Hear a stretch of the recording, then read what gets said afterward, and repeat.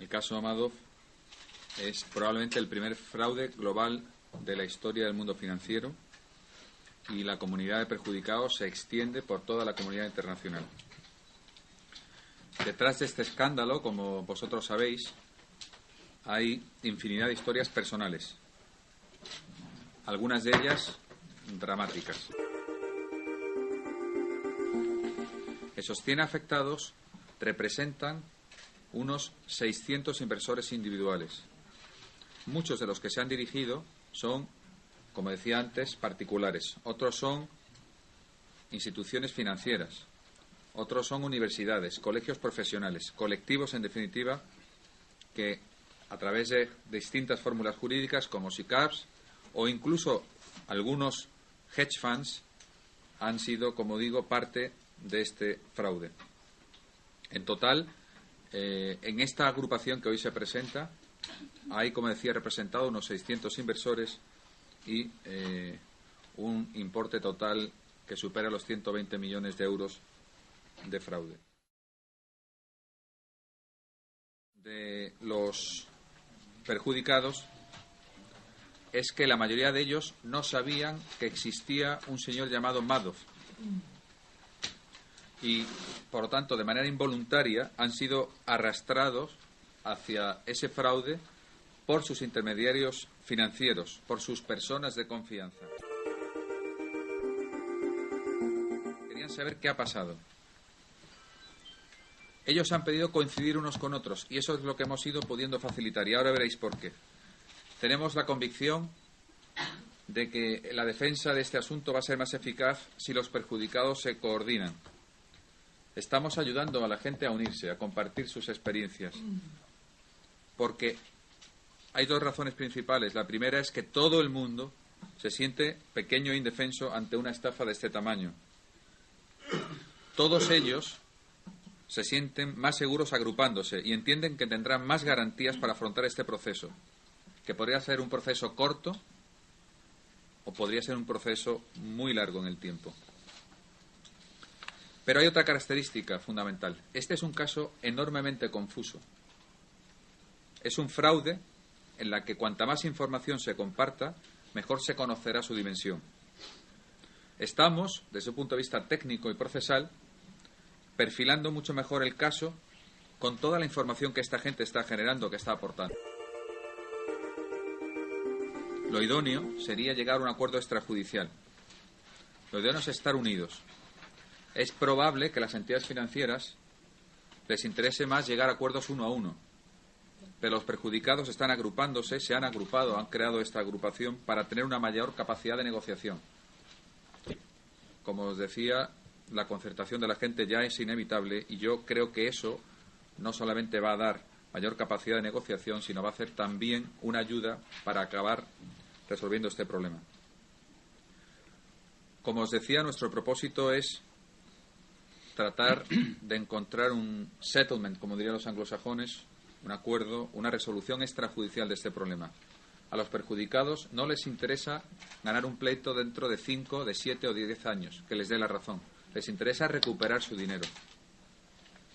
Estamos concertando ya reuniones con las entidades financieras principales.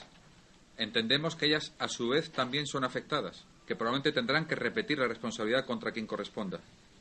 Pero ellas claramente han sido intermediarias entre Madoff y los afectados, y que como intermediarios resulta evidente que también pueden tener responsabilidad.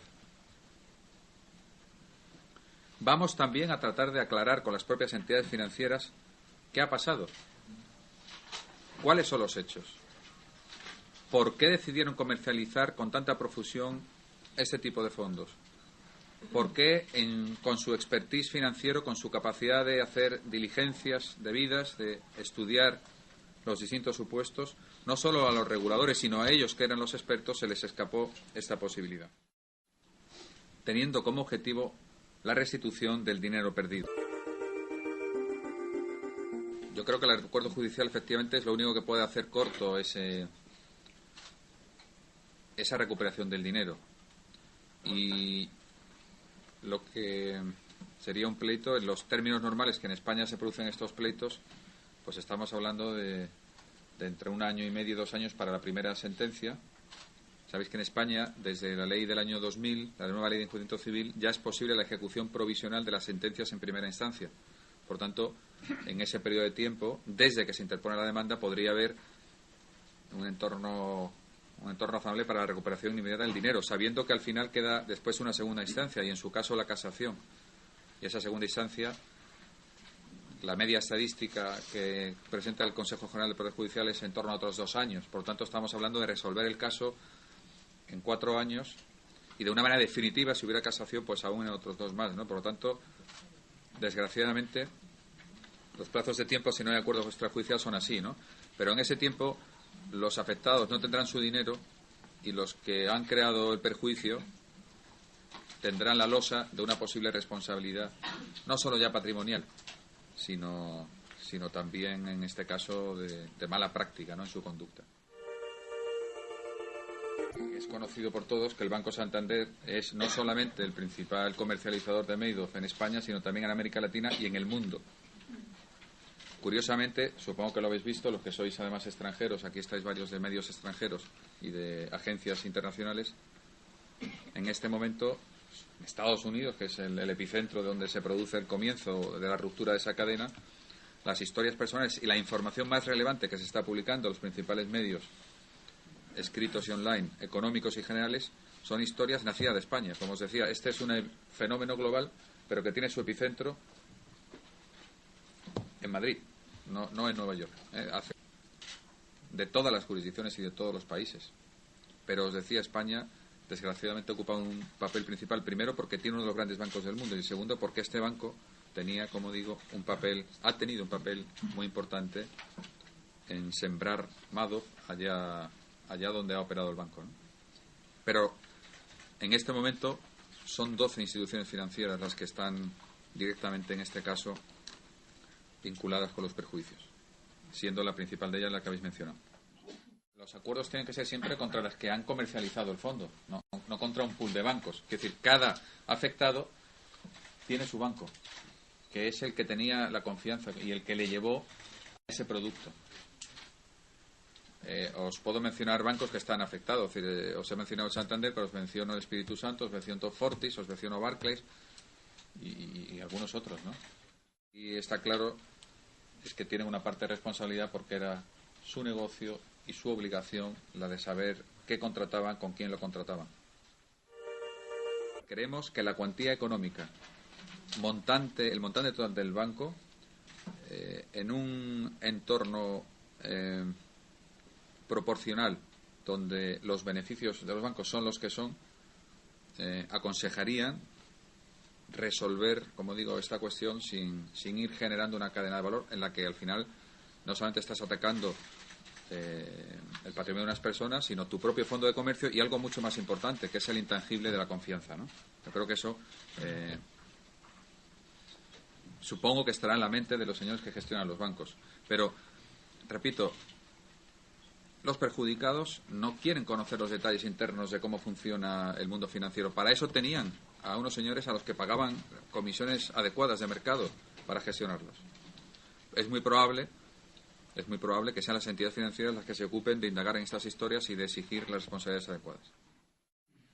De todos los conocimientos de hecho que vayamos teniendo, la estrategia procesal en España va a pasar por demandas individuales. Y la demanda individual probablemente tendrá fundamentos de derecho muy parecidas unos a otras, porque estamos hablando del mismo fraude, pero tendrá fundamentos de hecho enormemente distintos.